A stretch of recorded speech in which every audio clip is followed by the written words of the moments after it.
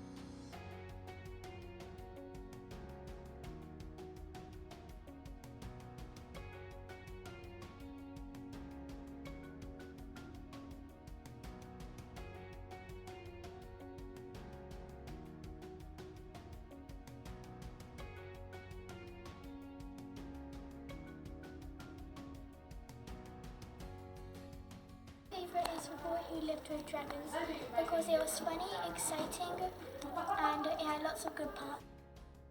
This is my favourite book because you get to do lots of things. This is my favourite book because it made me laugh and made me happy, and because it's got loads of amazing dilemmas.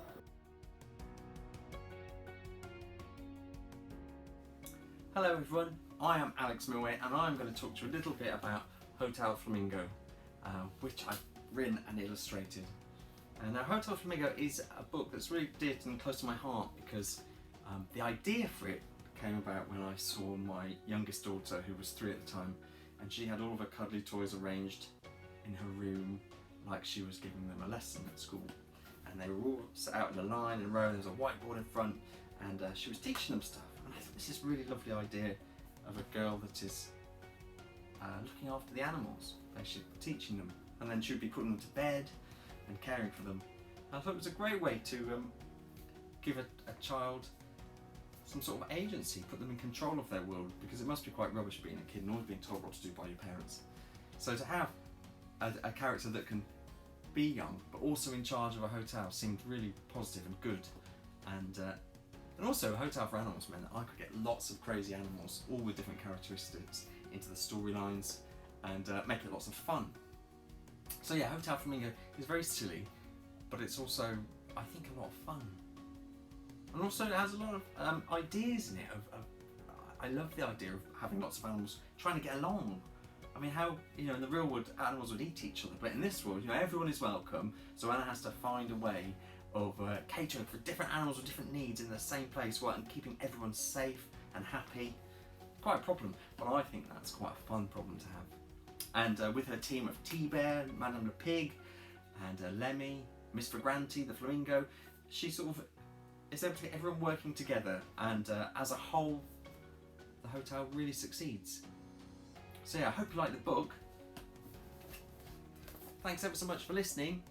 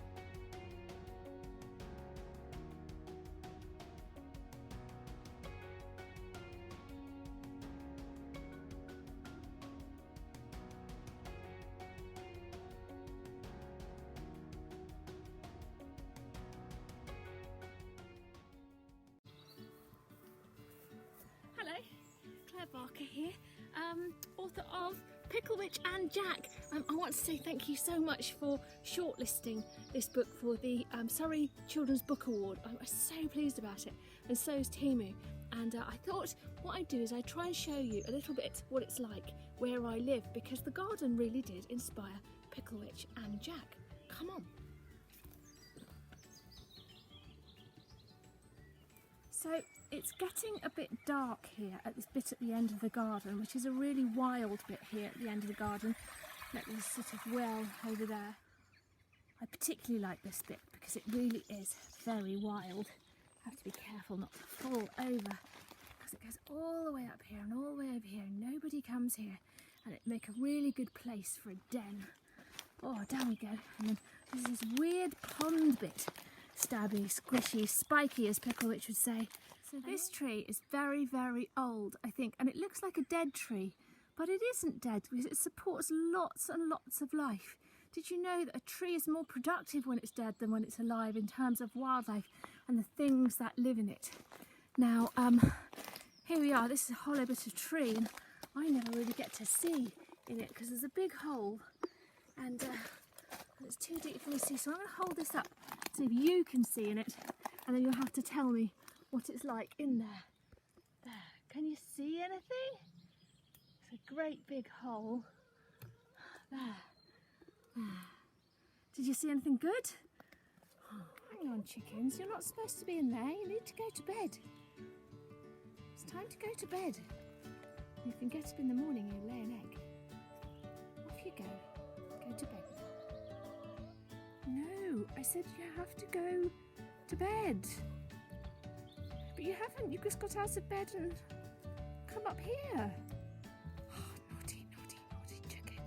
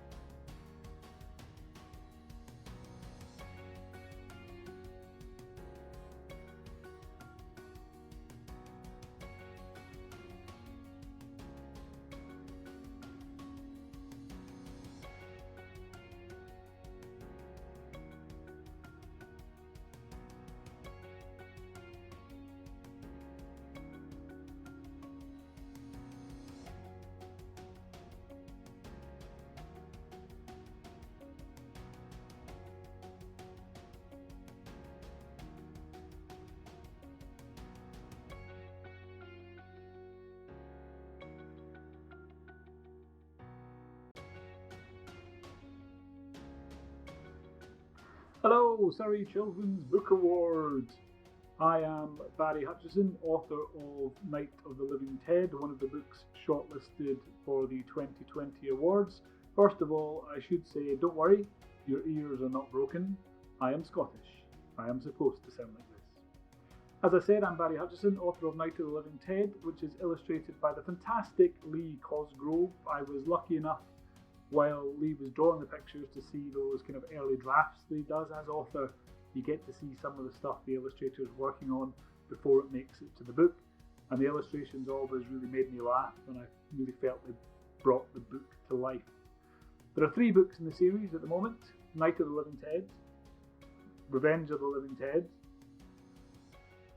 and another one, Invasion of the Living Ted. So all 3 are available now, but it's the first one, which I am delighted has been shortlisted for the awards.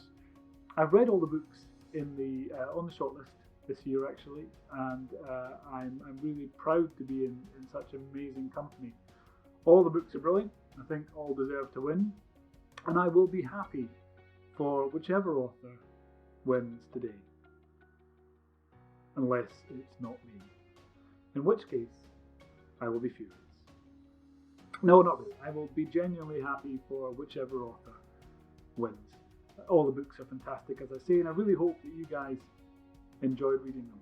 And I really hope you're kind of coping all right with this weird lockdown world that we live in. I was hoping to be down at the award ceremony with you, even though it's kind of a 10-hour drive from where I live, so it was going to be quite tricky anyway. But I'm there virtually, like I suppose everyone's there virtually now. It's a strange world we're living in, but I hope you're coping okay. I'm looking forward, when it all finishes, to getting a haircut, which I haven't been able to get in a while. I was half thinking of just shaving all my hair off actually, but then my wife said that she would leave me. But anyway, I hope you enjoyed all the books. I hope you enjoyed Night of the Living Ted, and I'm really looking forward to seeing who emerges victorious in this titanic battle of the books. Good luck to all the other authors, and fingers crossed for the winner.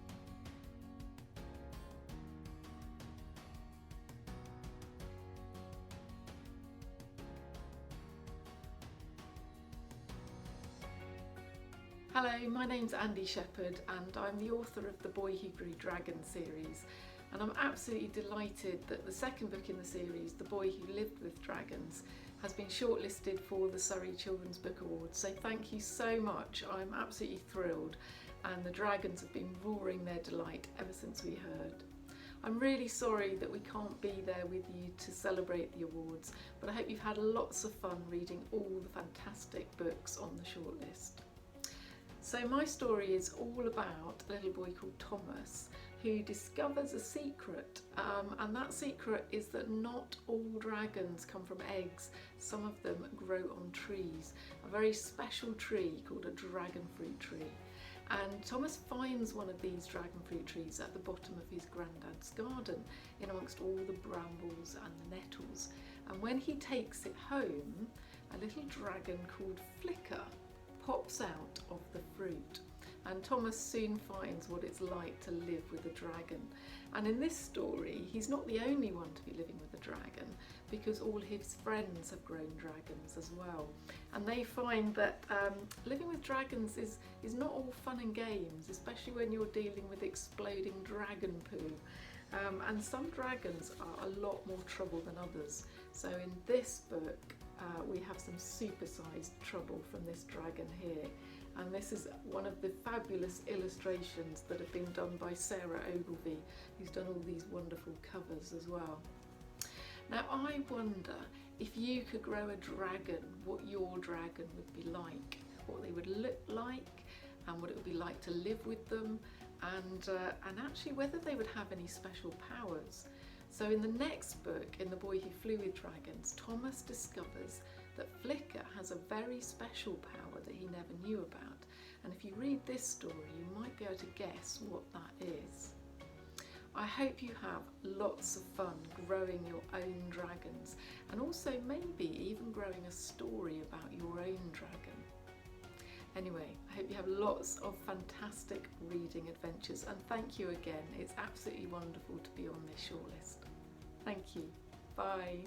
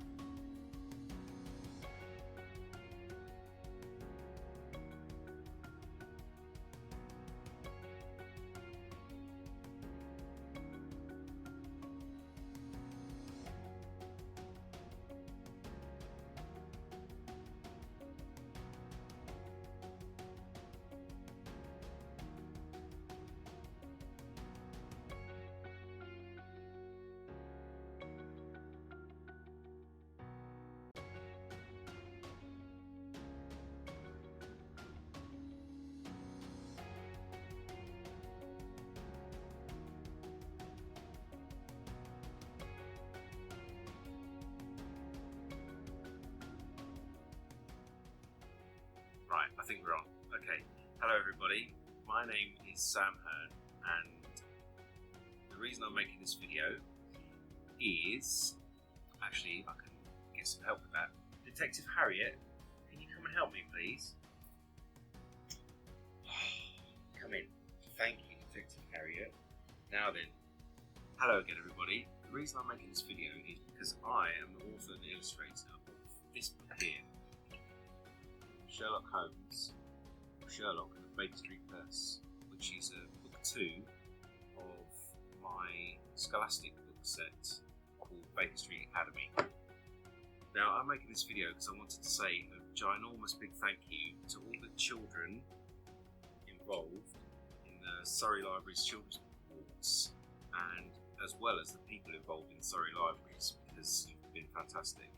And I wanted to say thank you for reading and choosing and taking part in voting for books, not just mine but the other people on the shortlist as well. It is an absolute pleasure to be part of the awards, and I just wish everybody the best of luck with it. Unfortunately, as we're all stuck at home at the moment, I didn't get a chance to visit two schools that I was meant to visit at the end of April, which is a big shame.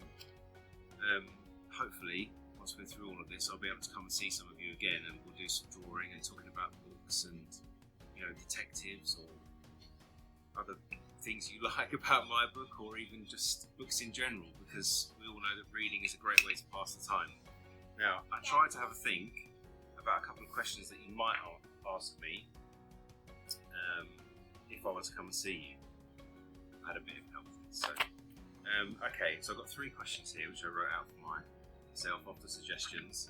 The first one would be, where do you get your ideas? Well, normally that's a really difficult question to answer, but in this case it's kind of a quick answer. I was lucky enough writing the Sherlock books that I was allowed permission to pretty much use any character and story as an idea from all of the original Sherlock books. So I suppose I got my starting point already set out for me from those books, and I just tried to mix and match and take any of the surprising bits and good bits of information. You silly sausage. Detective Harriet has now turned into a tongue sticky out monster. So my inspiration has largely come from all of the Sherlock Holmes books that are written, but I wanted to do something around mix and match and brought them to life in a different way. No, put your tongue away. The children don't want to see that. Come on. Right, do you know what the second question was? Remember, it was what's your favourite character? Okay, well in this book, my favourite character has to be Sherlock Holmes. Mainly because I get to write and draw all of the kind of silly and crazy and funny things that he comes up with. I mean, I like all the characters really, John and Martha too. All of them have a little bit of me in them somewhere. So, I mean, that's a good thing about writing and illustrating, that you get to put in whatever you want, provided the editors agree. And I had one more question down here, which I've been given. What's your favourite picture in the book? Okay, well I had a bit of a think about this, and my favourite picture in this book, I think, has to be, where is it? I think I like this one, which is an example of the Baker Street ghost. Ooh. But to be honest, I absolutely loved illustrating this book, and I got to do lots of cool things, like imagine I was making film posters through the book, and also I really love comics, so lots of the stories divided up into pages that look like graphic novels, comic books. Okay, I hope that helps a little bit. I hope you're all staying safe and well at home. I will get round to seeing you, and once again thank you to everybody involved in the Surrey Libraries Children's Book Awards, and mainly all of the kids that have been voting and reading. It's really appreciated, and if any of the other creators see this rambling video, I've never made a video before, I wish you all the best of luck and safe reading. Goodbye.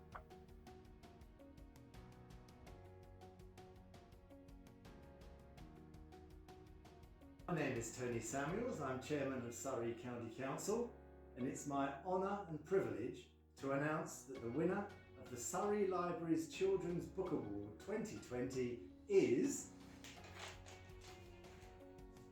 drumroll... Picklewitch and Jack, written by Claire Barker and illustrated by Timu Jahani. Many, many congratulations to you, Claire. It's a fantastic book, and you are really a very worthy winner. I know that all the books were hugely popular amongst our readers, and it was a very close race. So very well done to all of the authors. It was a wonderful range of books, and I had a pleasure to read them all. And they inspired me and will fire your imagination and the imagination of all of our school children. So I'd like to say a big thank you to all of the authors, illustrators, teachers, and of course the children who were all involved in this award. I very much look forward to next year's ceremony, hopefully with you all instead of virtually. And in the meantime, keep reading. Thank you.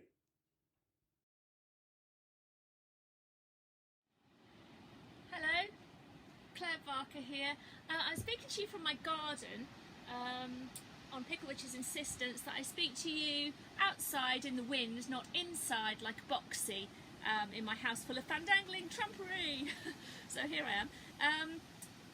Thank you so much for voting Picklewitch and Jack to be the winner of the Surrey Libraries Children's Book Award 2020. I'm absolutely over the moon. It's such an honour to be picked by children and librarians. It's such an honour to be on a list with people like Andy, Alex, Sam and Barry. Thank you so much to my publishers, Faber, who've been just wonderful and have loved Picklewitch just as much as me. Thank you to Timu Jahani, whose illustrations, they make me gasp with wonder. And thank you to you, because you add the final magic ingredient to a book, your imagination. I've got a message actually from Picklewitch, just here. She says to say that you is splendiferous whizcrackers with excellent taste, and that this is even better than when she made that cat woof for a week. She can't wait to show the trophy to the birds.